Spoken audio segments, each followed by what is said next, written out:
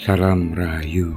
Pada kesempatan ini saya ingin bercerita mengenai proses kelahiran Drupadi, putri dari Prabu Drupada, adik dari Drestajumna. Proses kelahiran Drupadi, istri para Pandawa, tergolong unik. Dalam versi Mahabharata India, diceritakan bahwa proses kelahiran Drupadi adalah melalui ritual yang dinamakan Putra Kamayatnya.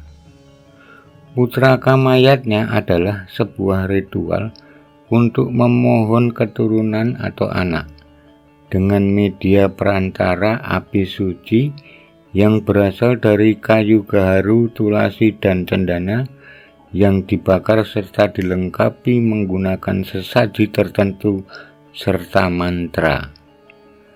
Ritual itu ditempuh oleh Prabu Drupada dengan melibatkan dua orang resi, yaitu Resi Jaya dan Resi Ujaya.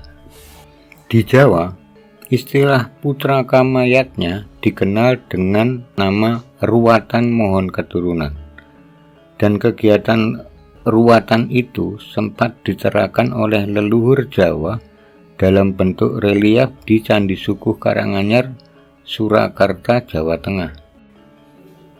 Kini, ruatan memohon anak di Jawa mengambil bentuk berbagai pola. Salah satunya adalah menanggap wayang dengan lakon tertentu, di mana pada bagian akhir cerita, sang dalang akan menyampaikan suluk permohonan. Suluk yang biasa diucapkan dalang adalah jenis sendon, yang terdengar syahdu, rada-rada merintih gitu dengan tempo irama yang lambat merambat. Ketika sang dalang mengucap suluk ini, biasanya diiringi gending atau suara gamelan dari jenis gender, suling, dan saron. Untuk lebih detailnya mengenai istilah suluk, nanti akan saya buatkan konten khusus.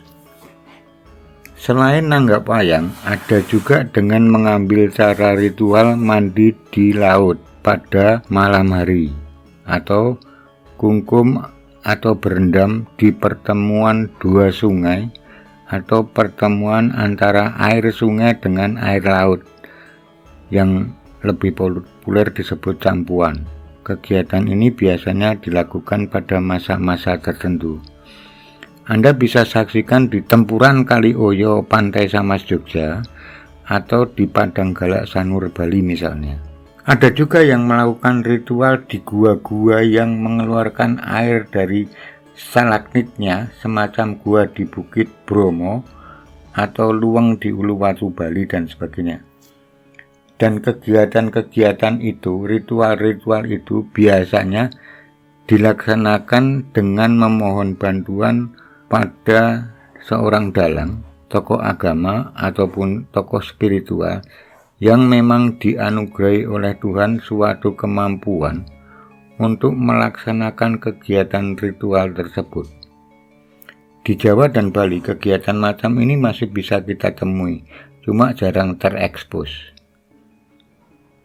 Dalam konteks ritual kramayatnya itu, kedua resi, yaitu Resi Jaya dan Resi Ujaya, menggunakan sarana atau media berupa api yang melambangkan kehidupan serta menghidupi, yaitu Sang Hyang Agni.